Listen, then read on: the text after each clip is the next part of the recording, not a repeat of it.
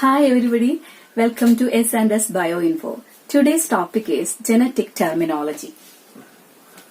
Genetic terminology.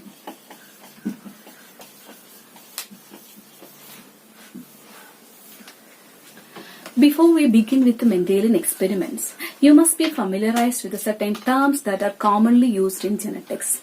First of all, character. First one, character. It is a distinct morphological and physiological feature of an individual. For example, the eye color, height of a person, color of a flower, shape of a seed, size of a seed, etc. The next term is trait. Second term, trait. It's an expression of a character. For example, height of the plant. Height is a character. This character has two aspects, two opposing traits, such as tallness and dwarfness. Normally, trait is of two types. They are dominant trait and recessive trait. Dominant trait and recessive trait.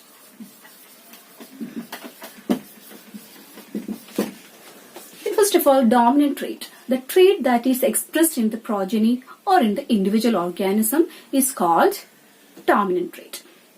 The trait that is hidden in the progeny or in the individual organism is called recessive trait. The next term is gene or factor. Gene or factor.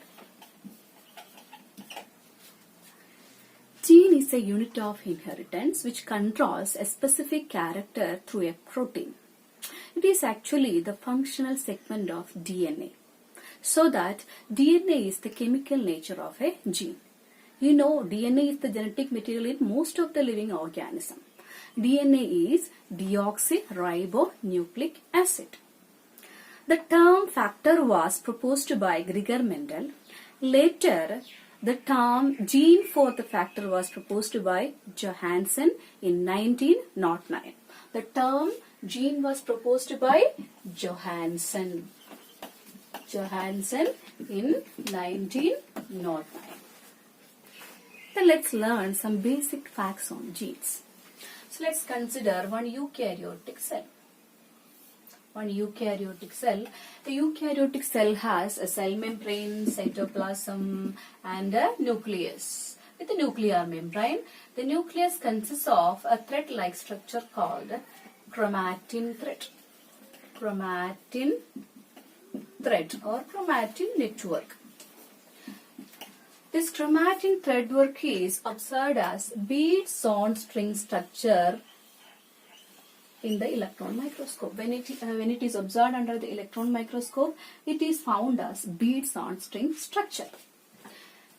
This form is appeared as beads on string structure only at the resting phase of the cell.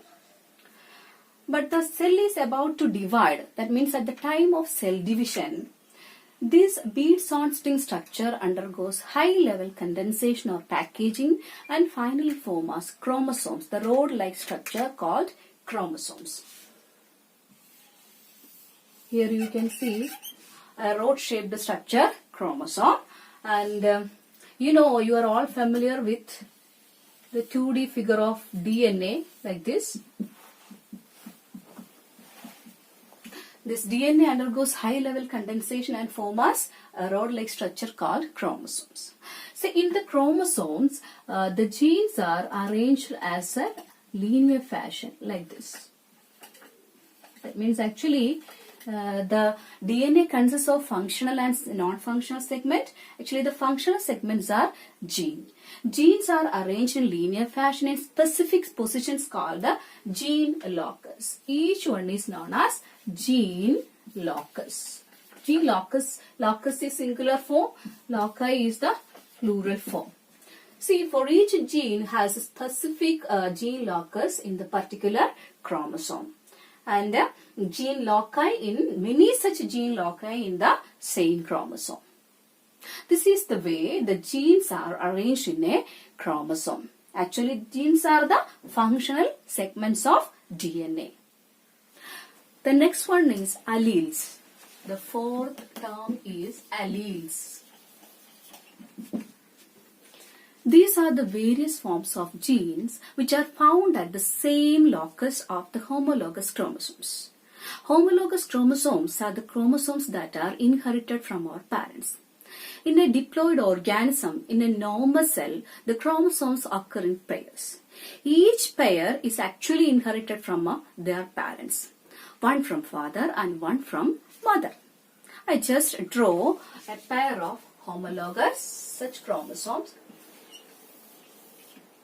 Suppose this is father's chromosome, the next one is mother's chromosome. You know what is actually gene locus, this position of a gene in the chromosome. So here the position, here I can label the position by using letter capital A. Then here also capital A like that. Next one B, here B, then C, C, D, T. See, so here you can see 1, 2, 3, 4, 4 gene loci. So each gene locus represents the gene for a specific trait or a character. For example, the gene AA from father, that one gene, then from mother also one gene. So these genes are responsible for a character, the eye color. Next, BB gene is responsible for the skin color. For example, skin color. C for hair color. D for hair type.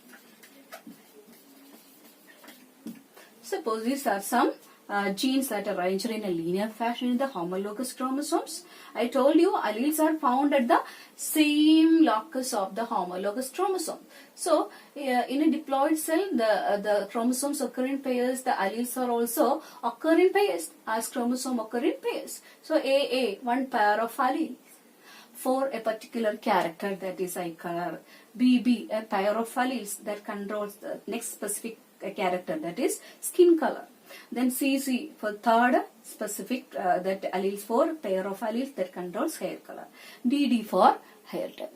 So this is the way the alleles are arranged in a homologous chromosomes.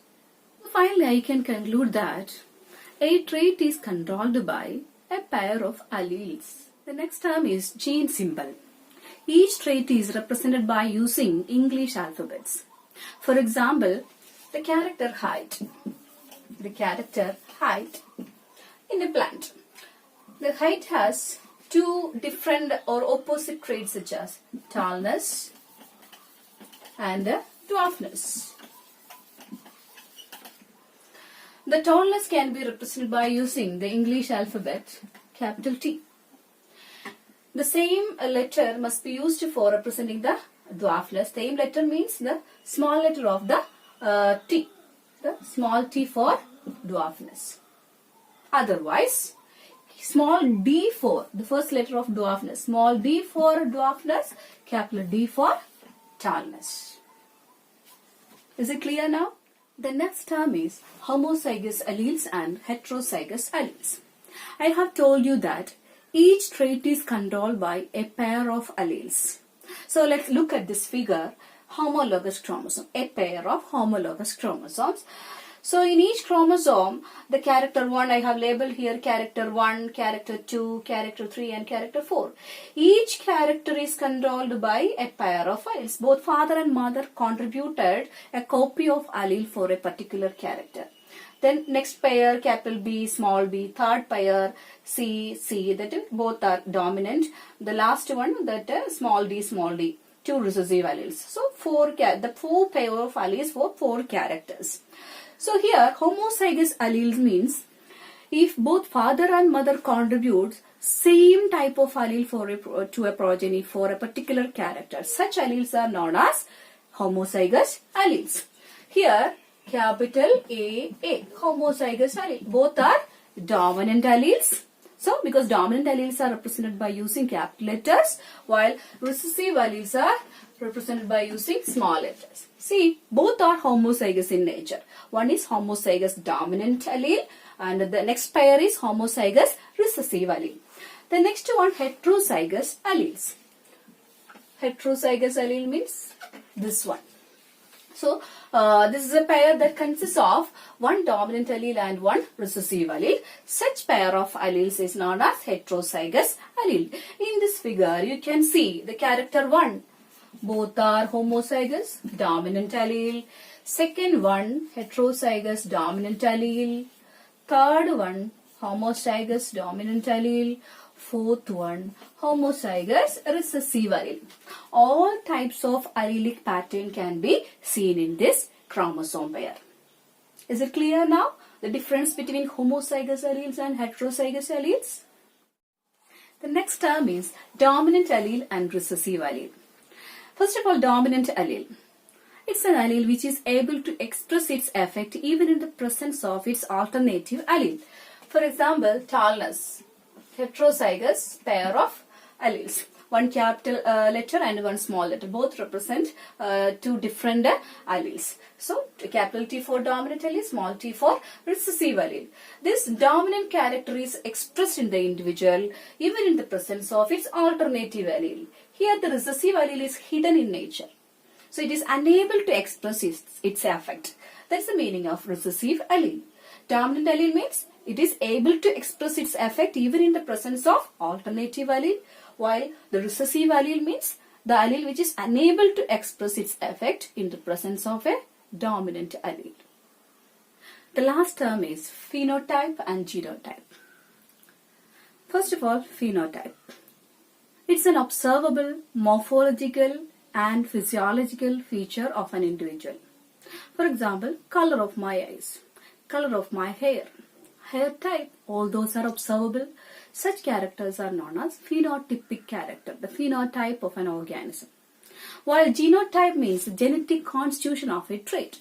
For example, that capital TT, homozygous dominant, this is the genetic constitution that this particular trait, the tallness is controlled by homozygous dominant allele. This is genetic constitution of that particular trait. Second one, heterozygous dominant allele. So, the tallness is controlled by heterozygous alleles. This is the allelic constitution, that the genotype of that progeny of that character. Then homozygous recessive allele. So, that's the meaning of genotype. Phenotype is the observable feature, while genotype is the genetic constitution of a particular trait. I hope you understood some important terms in genetics. So, now I wind up my session. So, have a nice time.